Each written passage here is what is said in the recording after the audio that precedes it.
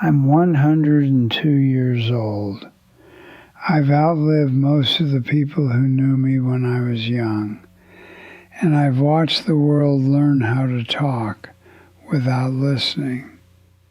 When I say that now, people smile politely. They think it's a joke or nostalgia. It isn't. I see my grandchildren and their children posting everything, every meal, every thought, every feeling, the moment it appears. They don't sit with anything anymore.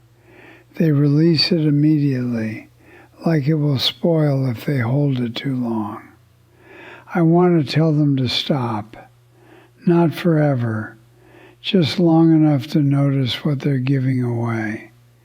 But I don't say it out loud very often. People rarely listen to advice that sounds like restraint. I didn't grow up in a world where your inner life was public. Your thoughts belonged to you until you chose to share them. That choice mattered. We learned what to say and what to keep, not out of shame, but out of respect for the weight of things. Some moments needed time before they could be spoken. Some never needed to be spoken at all. I didn't understand the value of that until much later. When I was young, we kept letters in boxes, photographs in drawers. You had to want a memory enough to go find it. Now memories are scattered everywhere, begging for attention the moment they're made. People call that connection. I call it exposure. At 102, I've learned that not everything you feel is meant to be witnessed. Some things deepen only in privacy. I watch people post when they're angry, post when they're hurt, post when they don't yet understand what they're feeling. They confuse expression with clarity. Clarity takes time. When I lost my wife, I didn't tell the world. I sat with it. I learned how grief changes shape when you don't rush it into words. Now I see grief posted in fragments, sentences broken into pieces, offered to strangers. People receive hearts and comments and think they've been held, but the room is still quiet when the screen goes dark. I don't blame them. Loneliness pushes people to speak loudly, but there's a cost to narrating your life as it happens. You stop living it privately. You start performing your reactions instead of feeling them. I learned late that some of the richest parts of life happen after the urge to announce them passes. Joy that doesn't need witnesses settles deeper. Pain that isn't rushed into language teaches you something. When you post everything, you don't give life time to change its meaning. At my age, I understand how often I misunderstood moments while they were happening. Things I thought were endings turned into beginnings. Things I thought were trivial became important. If I'd frozen them in words too early, I might have trapped them in the wrong shape. I see young people now certain of their feelings in the moment, certain of their conclusions. Certainty feels good. It also ages poorly. Some thoughts need to grow old before they're accurate. Posting everything steals that process. I don't think people realize how permanent words become once they're released. Even if they disappear from a screen, they linger in memory. reputation, in the way people learn to see you. I was allowed to be wrong in private, to change my mind without an audience. That was a gift. Mistakes are easier to survive when they aren't archived. I watch arguments play out online that would have softened in a room. People choose words sharper than they'd ever speak aloud. They forget there's a human body on the other side. I learned early that some conversations need tone, pauses, even silence. Screens flatten all of that. When you post everything, you start confusing attention with understanding. Someone reacts, someone responds. You feel seen. But being seen isn't the same as being known. I was known by very few people in my life. Those relationships shaped me more than 1,000 observers ever could have. I worry that people are trading depth for reach without realizing it. I worry they'll understand too late the way I did. At 102, memory becomes selective. Not everything stays. The things that remain are rarely the moments I talked about most. They're the ones I lived quietly. A walk I never mentioned. A conversation I didn't repeat. A feeling that stayed mine. There's a strength in having an inner life that isn't up for comment. I didn't learn that until I was old. People think sharing everything makes them honest. Sometimes it just makes them empty faster. You don't have to narrate your life for it to matter. Some things grow stronger when they're protected. I'm not saying silence is always better.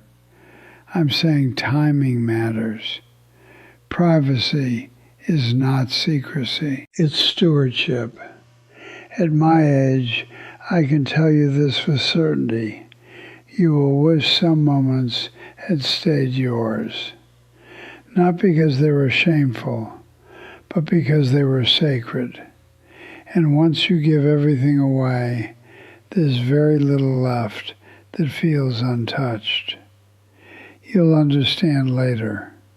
Most people do. When you reach 102, you stop wondering how you appear to others. There's a strange freedom in that. You're no longer building an image. You're living with the results of one. That's when you finally see how much of life was shaped not by what you did, but by what you chose to keep to yourself. I look back now and realize that the moments that still feel whole are the ones that weren't interrupted by commentary. They were allowed to finish forming before anyone else touched them. There's something fragile about a moment while it's still becoming. Posting it too early is like pulling a loaf of bread out of the oven halfway through and wondering why it collapsed.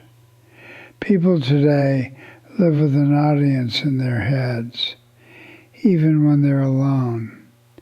They're already composing captions while they're still in the experience, already deciding how something will be received instead of how it feels. That does something to a person. It trains you to step outside yourself constantly, to observe instead of inhabit. I didn't know the word for it when I was young, but I knew the feeling of being inside my life, fully there, unsplit. When you stop posting everything, you give yourself that back. I've noticed that people who share the most often seem the least certain. They're checking their footing by counting reactions. Approval becomes a compass. And compasses are dangerous when everyone is pointing in a different direction. I lived most of my life without that noise, and still I struggle to know myself. I can't imagine doing it with a running commentary. Some experiences need solitude to tell you what they mean. Heartbreak is one of them. When my marriage ended, not from betrayal, but from quiet erosion, I didn't explain it to anyone for a long time. Not because I was ashamed, because I didn't yet understand it. If I had spoken too soon, I would have told the wrong story. I would have made myself either the hero or the victim. Neither would have been true. Silence gave me room to see my own part without defending it. Posting everything forces you to choose a version before you're ready. Once it's out there, it's hard to undo. People hold you to it. You start holding yourself to it. You become loyal to statements you no longer believe. That's a quiet prison. I see people now trapped inside old posts, old opinions, old pain they no longer recognize but feel obligated to maintain. They can't change without being accused of inconsistency. But inconsistency is how growth looks in real time. I was allowed to change privately, to contradict my younger self without explanation. That freedom shaped me more than I understood. There were things I believed at 30 that embarrassed me at 50. Things I believed at 50 that softened by 70. If all of that had been documented, I might have defended it instead of outgrowing it. Public memory freezes you. Private memory lets you evolve. There's also the matter of dignity. Some feelings deserve dignity. Grief does. Love does. Confusion does. Not everything needs witnesses. When my brother died, I spent weeks saying nothing. I walked, I sat, I remembered. I didn't need sympathy from strangers. I needed time to be altered by loss. Loss does its work quietly if you let it. Now I see people rushing to explain their pain while it's still raw, still shapeless. They mistake exposure for healing. But healing isn't loud. It's repetitive. It's boring. It doesn't photograph well. Posting everything turns healing into performance. You start recovering for others instead of for yourself. I also worry about what constant sharing does to joy. Joy is shy. It doesn't like pressure. Some of my happiest moments were never spoken aloud. They stayed light because they weren't pinned down. A laugh that disappeared as soon as it happened. A look exchanged across a table. If I had stopped to capture them, they might have lost their weightlessness. Joy that's documented too aggressively starts to feel like proof instead of pleasure. You don't need proof that you lived. Living is enough. At 102, I don't remember what people thought of me at every stage. I remember how things felt when no one was watching. That's what stays. I also learned that the more you explain yourself publicly, the less people listen carefully. They skim, they react. Nuance doesn't survive speed. Some truths require slow delivery. Sometimes only one person needs to hear them. I had conversations in my life that would have been destroyed by an audience. They work because they were contained. Trust needs containment. When you share everything, you flatten intimacy. Everyone gets a little, but no one gets much. I had fewer connections than people today, but they were deep. Depth takes protection. There's another truth I didn't learn until I was old. Silence teaches you what you actually believe. When you stop broadcasting, you hear your own thoughts more clearly. You notice which ones repeat themselves. Those are the ones that matter. Noise drowns out insight. If you fill every gap with expression, nothing has time to settle. I'm not saying never share. I'm saying choose. Choose moments that have finished becoming. Choose words you won't need to defend later. Choose privacy when you're unsure. Uncertainty is not a flaw. It's a stage. At 102, I have very little left to prove. And because of that, I can tell you something honestly. The parts of my life that feel most intact are the ones I didn't turn into stories too soon. They stayed alive inside me. You'll get older one day.